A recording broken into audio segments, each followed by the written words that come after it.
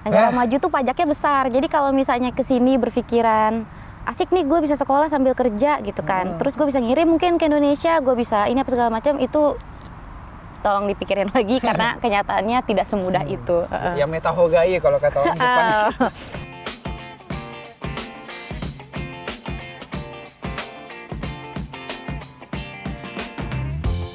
Ya, assalamualaikum warahmatullahi wabarakatuh. Halo sahabat semuanya, ketemu lagi dengan Baskoro Gurit. Ya, hari ini kita melakukan satu video vlog yang agak berbeda ya dengan biasanya.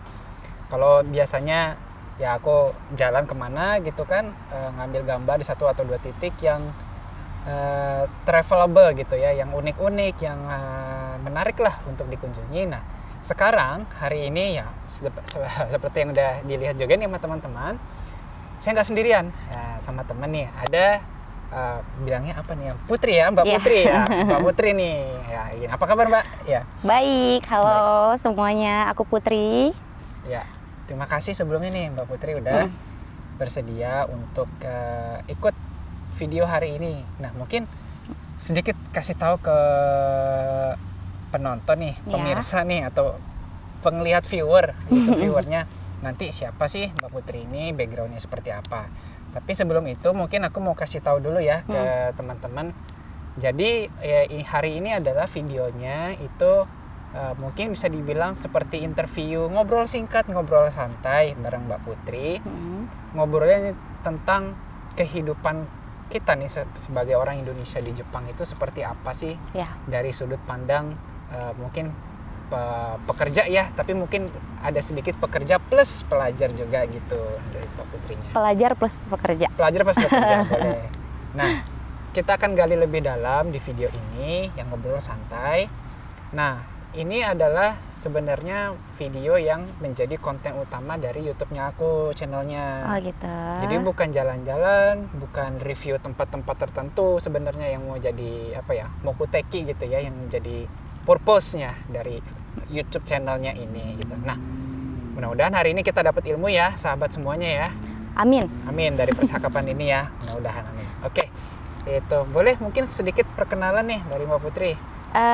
Aku Gilang Ayudia Putri, biasa dipanggil Putri. Aku seorang pelajar yang tinggal di Prefektur Gunma, Kota Maebashi di Jepang. Gitu. Terus sudah berapa lama di Jepang? Aku udah 3 tahun di Jepang. 3 tahun, 2017 ya? Ya, dari bulan Juli 2017. Hampir 3 tahun lebih sebulan lah ya. Ini bulan Agustus kan? Ya. Agustus. Hampir 3 tahun lebih sebulan lah. 3 tahun udah lebih di sini. Sebulan. Oh, berarti udah lumayan banyak nih ya kira-kira cerita pengalaman suka dukanya nih yang bisa di-share ke teman-teman semua nih ya. Banyak banget. Nah, itu lagi kan itu biasa kayak orang Jepang. Nah, karena tadi udah dibilang bahwa Mbak Putri ini kan pelajar plus pekerja nih. Nah, gimana sih ceritanya kok bisa sampai double nih kegiatannya? Biasanya kan kalau bukan pelajar saja, ya pekerja saja gitu kan. Cuman ini double. Wah, ini pasti ada sesuatu yang beda nih gitu. Tentunya ini pekerja di sini bukan berarti paruh waktu ya, tapi bisa dibilang antara paruh waktu dengan full time gitu ya Mbak Putri ya. Gimana ya? Jadi sebenarnya kalau kita mau sekolah di luar negeri, dimanapun itu pasti ada part time. Ada kerja sambilannya kan, termasuk di Jepang sini. Cuman aku nggak tahu sistem di negara lain. Kalau di sini yang udah aku jalanin, murid asing yang sekolah di Jepang itu dikasih waktu boleh bekerja selama seminggu itu 28 jam. 28 jam? Ya. Oke. Sisanya harus sekolah. Jadi kamu tidak boleh full bekerja seperti visa pekerja, karena kan visa yang kita terima adalah visa pelajar. Visa pelajar itu hanya boleh arubaito atau kerja paruh waktu, itu cuma 28 jam saja. Gitu. Sisanya harus sekolah. Jadi tetap kita utamanya sekolah. Iya, gitu ya. Kerja itu cuma sambilan aja. Oh, jadi datang ke sini ya purpose-nya memang untuk sekolah. Memang untuk sekolah. Tapi ada kesempatan lah slot untuk 28 jam. 28 jam itu untuk kerja dalam 1 minggu. Itu yang biasanya kita ambil. Rata-rata orang yang mau ke sini ditawarin kayak gitu. Nanti kamu sekolah tuh di sana bisa sambil kerja kok, kayak gitu. ya. Berarti dari 28 jam slot bekerja biasanya rata-rata seminggu berapa jam? Seminggu 28, nggak boleh lebih. Jadi seharinya mungkin ya, seharinya tuh harusnya cuma 4 jam aja. 4 jam kali 7 kan 28 jam kali 7 hari. Normalnya 4 jam. Harusnya ya, harusnya. Kalau harusnya kayak gitu. Ya, tapi awalnya aku niatnya kesini sekolah. Memang sekolah sambil kerja karena kan kita jauh dari orang tua kan. Terus kurs Jepang itu kan tinggi ya kalau dari Indonesia. IDR ke yen itu tinggi. Jadi kalau kita bisa kerja di sini sambil kerja dan buat ngehidupin diri sendiri, kenapa enggak gitu sih. Ya betul. Memang kayaknya juga pelajar-pelajar secara umum yang di sini pun juga pasti baito ya, iya, waktu pasti ya. harus baito sih. Oke. Nah, balik lagi. Ya. Sebelum tiba di Jepang nih, waktu masih di Indonesia ini. Nah, ini bisa diceritain nggak kira-kira tuh why did you decide to come to Japan gitu? Kenapa sih waktu itu pengen ke Jepang gitu? Apa motivasinya yang oh iya nih kayaknya asik nih di Jepang nih, kesana gitu, cari jalannya, dan seterusnya. Versi panjang atau singkat? Versi pendek dulu kali ya gitu. Versi pendeknya karena aku memang udah cita-cita dari kecil pengen setidaknya sekali seumur hidup tinggal di Jepang. Oh gitu ya. Oke.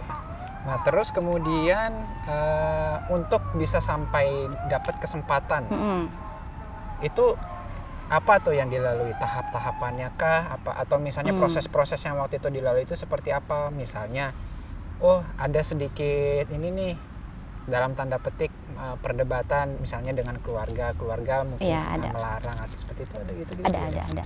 Ada sih. Tapi karena aku dari SMP ngerantau, maksudnya jauh dari orang tua. Aku SMP kan sekolah sama tinggalnya sama opa sama oma di Solo. Sedangkan orang tua di Bandung. Jadi aku anak yang paling sering nggak di rumah sebenarnya. Jadi pas aku diizinin ke sini itu rada beda kan luar negeri kan. Jadi mama tuh mikirnya kalau kamu sakit, kamu cuma di Jakarta, mama masih bisa nyamperin. Tapi kalau misalnya di Jepang gimana? Kayak gitu pertimbangannya dulu. Terus kayak itu kan negara orang, bahasa dan lain-lainnya gimana. Tapi akhirnya itu lama juga sih, setahun aku ngeyakinin mama papa. 1 tahun? 1 tahun. Padahal aku udah dapet agensinya, aku udah dapet, udah tahu biaya kesini berapa untuk sekolah dan lain-lain. Tapi untuk dapat izinnya itu baru dapat setahun kemudian. Akhirnya aku diizinin, ya udah aku berangkat. Itu gara-gara aku kasih lihat videonya Sherina ke papa. Video apa nih? Jadi petualangan Sherina? Bukan. Sherina itu sekolah di Jepang. Oh iya? Sekolah bahasa dulu, habis itu dia ambil sekolah anime, terus dia sempet jadi ini tahu ngisi soundtrack untuk iklannya Studio Ghibli. Subarashi nih. Iya. Jadi dia awalnya juga Nihongo Gakko kan. Terus aku lihat, ternyata aku benar-benar tahu bisa ada Nihongo Gakko. Maksudnya bisa belajar bahasa Jepang di Jepangnya. Itu dari aku lihat Instagramnya Sherina waktu itu. Terus aku kasih lihat ke papa, terus papa bilang, ya udah deh, cobain. Ada nggak kamu agensinya kayak gitu awalnya. Akhirnya aku diizinin. Ya berarti begitu ya, banyak ganjalan juga ya, nggak semudah itu ya untuk bisa sampai ke Jepang ya. Banyak banget. Terus kalau dari sisi teknis, mulai dari apa tuh ya, rekrutmen atau seleksi atau sampai ke Jepang, nah itu kalau boleh diceritain sedikit gitu. Iya, aku mandiri sih. Jalur mandiri itu berarti aku nggak ikutan seleksi apapun. Jadi aku kayak benar-benar daftar sekolah, pengen sekolah di sini. Ada lembaga yang menyalurkannya gitu. Aku agensi mungkin ya disebutnya itu, di salah satu agensi penyalur orang-orang yang ingin belajar di Jepang. Terus kebetulan dia murah juga, termurah se-Indonesia waktu itu aku cari soalnya. Dan kebetulan di Bandung lokasinya. Terus bukan kakak kelas ya, temen dia juga, jadinya aku enak ngobrol sama dia. Terus ya udah kayak gitu. Prosesnya sebenarnya nggak susah, yang penting supportnya kuat, finansial supportnya kuat, udah Itu doang sih. I see. Iya. Berarti agak kalau yang pemahamanku kan selama ini yang aku tahu ya kalau misalnya itu harus ada dari universitas atau dari sekolah tinggi tertentu gitu ya, tapi ini ada sebuah agensi tertentu gitu ya. Karena ini baru sekolah bahasa kan. Dan sekolah bahasa di sini waktu tahun itu ya, tahun angkatan aku itu lagi buka besar-besaran gitu di Jepang, jadi kayak narik banyak peminat dari luar negeri buat belajar bahasa Jepang. Baru nanti setelah selesai belajar bahasa Jepang, kalau misalnya yang udah punya S1 di negaranya bisa lanjut Shushoku atau kerja di sini. Tapi kalau misalnya yang mau lanjut Daigakuin atau ngambil S2 juga bisa, mau lanjut sekolah college Senmongakko juga bisa kayak gitu. I see. Berarti apa ya kalau bisa aku ambil poin, salah satu strong point yang harus kita punya itu kuat secara finansial gitu ya? Iya, salah satunya itu. Kalau jalur mandiri ya, karena kan aku nggak ambil beasiswa apapun. Itu formalitasnya kayak gitu. Ya, gitu ya. Tapi pas kenyataannya nyampe sini ya, ternyata teman-teman aku pun banyak yang di Indonesianya sebenarnya tidak seberapa mampu. Jadi pas nyampe sini pun dia seperti apa ya? Jadi dia kan ada slot buat kerja nih, waktu buat kerja. Tapi ternyata yang harus dia tanggungannya dia itu bukan cuma soal hidup dia di sini doang gitu. Jadi dia tuh kayak harus bayar hutang di Indonesia juga yang dipakai untuk modal ke sini. Itu banyak banget sih teman-teman yang kayak gitu. Iya, jadi dan nggak tahu kenapa ya. Memang pada kenyataannya kan kalau Rigakusei memang harusnya 28 jam doang kerja, tapi pada kenyataannya beberapa perusahaan tertentu itu tetap aja memperbolehkan lebih dari 4 jam karena mereka butuh. Jadi tetap aja mereka kadang satu harinya kerja 7 jam. Bukan kadang aja, memang seperti itu kenyataannya. Satu hari kerja 7 jam. Tapi ditulisnya 4 jam gitu ya. Nah, itu aku nggak tahu ya. Nggak tahu ya. Tapi boleh lah, dibolehin. Dibolehin, gitu ya. Intinya dibolehin. Tapi ternyata pihak imigrasi Jepang pun itu bukannya nggak tahu juga. Buktinya adalah tagihan hokeng atau asuransi kesehatan tiap anak yang overtime itu pasti tinggi. Oh gitu. Ya, jadi imigrasi itu kayak membebankan ke situ langsung gitu, kayak otomatis nih anak. Jadi mereka seperti udah tahu kalau anak ini tuh nggak cuma sekolah doang, nih anak pasti overtime nih lebih dari 28 jam, jadinya tinggi gitu. Iya, ditagihnya tinggi. Kalau Pak Gurut ada asuransi kesehatan ditanggung sama perusahaan tapi ya. Yes. Itu salah satu yang bikin Ryugakusei berat untuk tinggal di sini, sekolah sambil kerja kalau mereka supportnya tidak kuat itu loh. Oh, iya.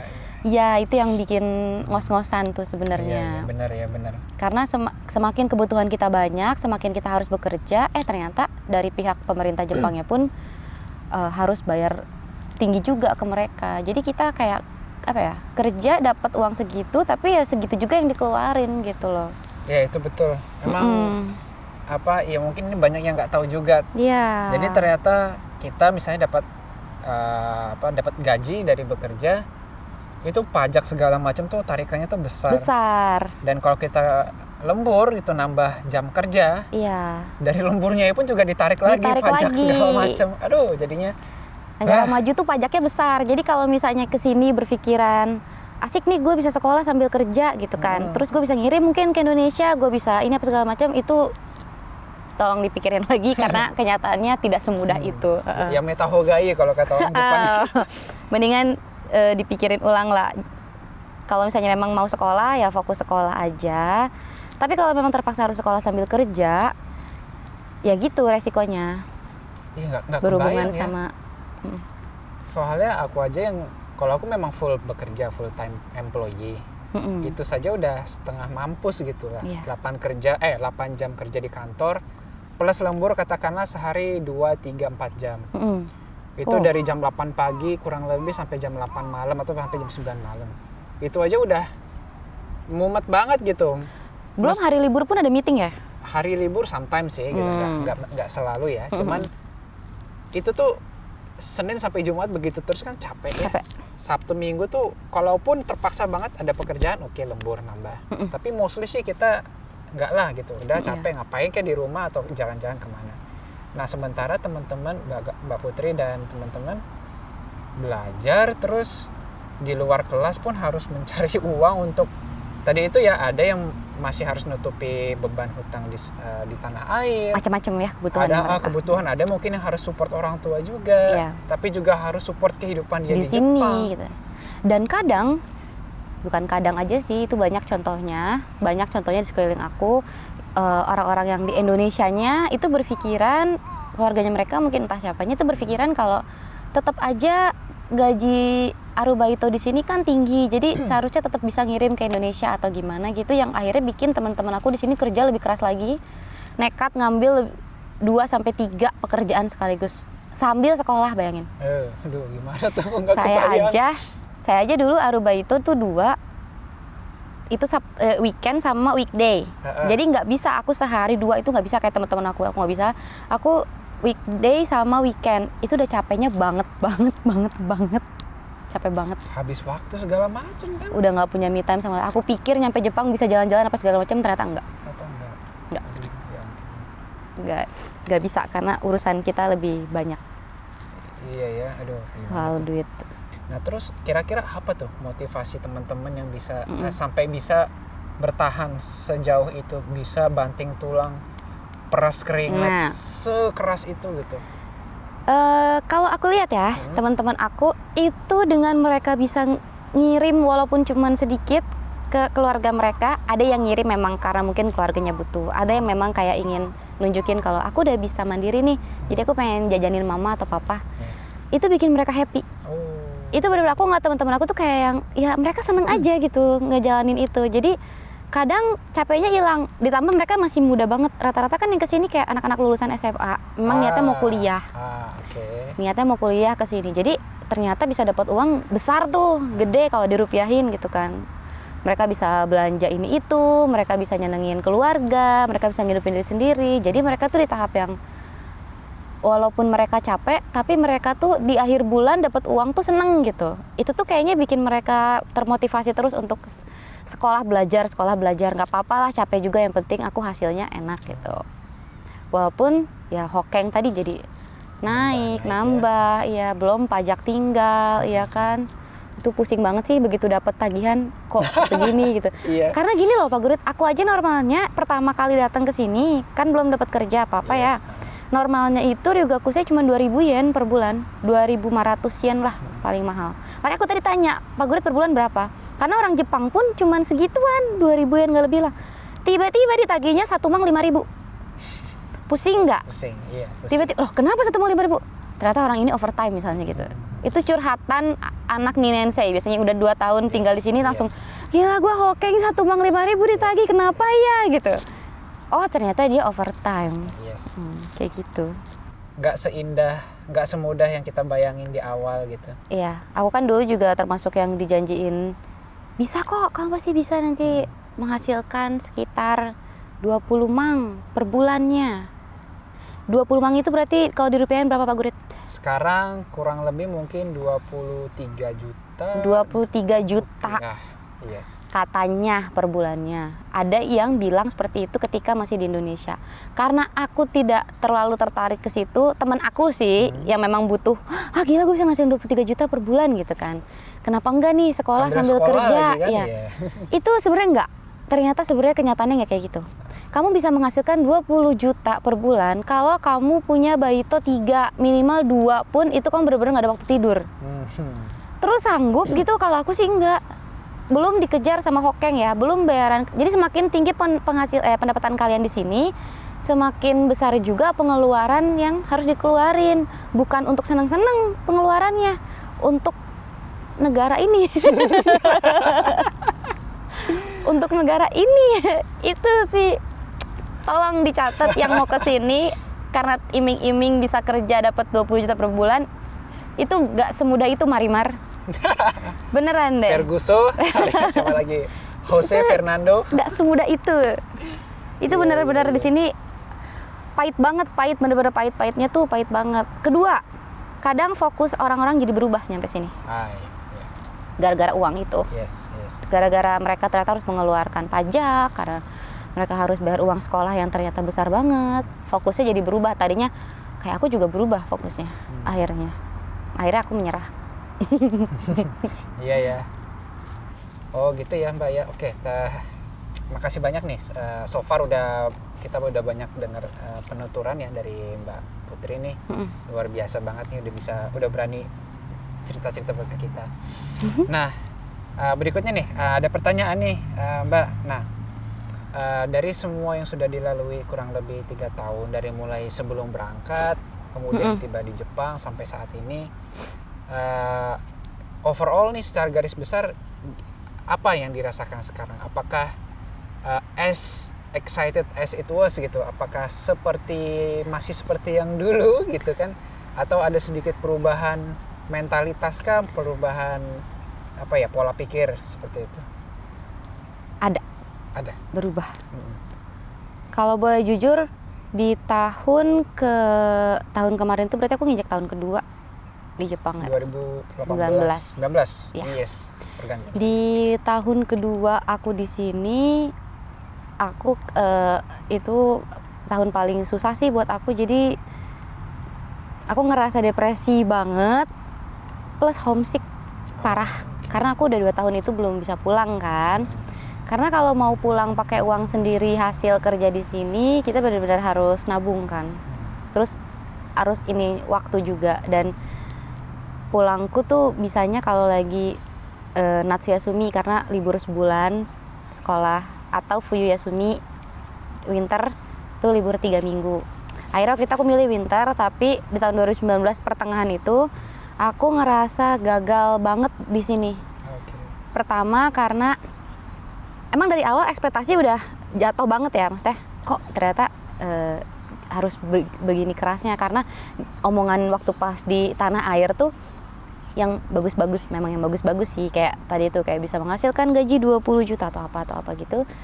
Walaupun itu aku mesti kuping kiri keluar kuping kanan, tapi pas sampai sini ternyata kerja sampai sekolah itu berat banget. Terus belum lagi kita kan memang mau ngehidupin diri sendiri di sini. Ternyata 28 jam kerja itu tidak cukup. Dan walaupun perusahaan sini sebenarnya tahu kebutuhannya Ryugakusei atau pelajar asing, makanya mereka ngasih kita jam panjang untuk kerja, tetap aja ke mental dan ke fisik kita tuh capek banget gitu. Capek banget, sampai aku pikir aku ke Jepang tuh udah bisa jalan-jalan dari ujung Kanto sampai Kansai. Aku pikir aku bisa jalan-jalan ke Hokkaido. Cita-citaku kan ke Hokkaido sebenarnya. Sampai sekarang aku belum bisa ke Hokkaido. Gak ada waktu. Ya, akhirnya aku niatnya kan mau sekolah manga, Pak Gurit. Oh iya. Iya, dan gambar ternyata sekolah gambar. Seperti Sherina tadi. Sherina animenya. Kalau aku memang suka gambar komik. Dan aku tuh emang cita-cita pengen belajar langsung gimana sih cara gambar komik manual ala Jepang, langsung di Jepangnya sama sensei di Jepangnya. Dan aku udah keterima di 2 sekolah sebenarnya, tapi dua-duanya karena satu dan lain hal tidak bisa aku ambil. Ujung-ujungnya aku masuk ke sekolah lain untuk batu loncatan di Maebashi yang masih anak perusahaan dari anak yayasan dari gimana sih, kayak masih satu yayasan yang sama Nihongo Gakko aku. Dan ternyata sekolahnya itu isinya damai banget, pokoknya isinya tuh bener-bener itu bukan sekolah sih kalau kata aku. Gara-gara itu aku langsung kayak apa sih, kok aku bisa gagal ya gitu, karena aku salah masuk sekolah. Aku harus bayar uang sekolah yang lumayan untuk sekolah yang seperti itu. Aku nggak jadi sekolah manga yang pengen aku ini harapin. Dateng Hokeng gede banget. Itu Hokengnya bisa disodan sih, bisa didiskusiin ke Shakusho. Cuman di situ karena ekspektasi tinggal di sini tidak seperti yang aku harapin, akhirnya di tahun kedua itu aku rada-rada down, secara mental down, ya mental breakdown banget di situ. Udah gitu tambah homesick juga kan, jadi kayak yang kok Jepang gini-gini amat ya ternyata. Aku nggak nyalain secara general sih, cuman yang terjadi di hidup aku dan sekeliling aku, kok begini amat ya, orang Jepangnya pun kok begini amat ya. Itu sempat ngalamin posisi itu sih. Iya. Ya itu ya adalah ya memang masa-masa. Kalaupun seandainya dari awal semuanya lancar, tidak ada apa-apa, tetap pasti akan ada masa-masa. Pasti ada sih. Nggak ada sih ya kayaknya yang selancar itu pun gitu. Iya, karena kan pasti ada aja lah gitu. Kalau misalnya kalian dengar cerita dari Indonesia, kalau sekolah tuh di sini enak gini, tapi bukan dari orang yang pernah tinggal langsung di sini. Kayak Di agensi kan nggak langsung tinggal di sini ya orang agensinya gitu. Itu pasti akan yang didengar ya baik-baik aja. Baik-baik aja. Makanya harus cobain sendiri, walaupun denger dari senpai nih yang udah pernah tinggal di sini, tetap tidak 100% real gimana sih hidup di sini gitu. Memang harus dicoba. Jadi kalau saran aku, kalau memang belum niat, maksudnya kayak coba-coba tinggal sambil sekolah sambil kerja di Jepang, mendingan Nihongo Gakko-nya aja dulu. Oh gitu ya. Kan yang Gakko itu kan cuma 1 tahun sampai 2 tahun. Di situ rasain dulu gitu. Kalau ternyata nggak cocok ya mungkin bisa pulang. Kalau cocok ya lanjut. Oh gitu ya. Iya. Berarti kan bicara evaluasi nih. Mbak Putri udah ngalamin ternyata ada ketidaksesuaian antara ekspektasi dengan kenyataan ya gitu. Ternyata dulu tuh yang didengar itu, dibayangkan itu A, tapi ternyata begitu dijalani atas berbagai hal yang terjadi ternyata B hasilnya. Iya.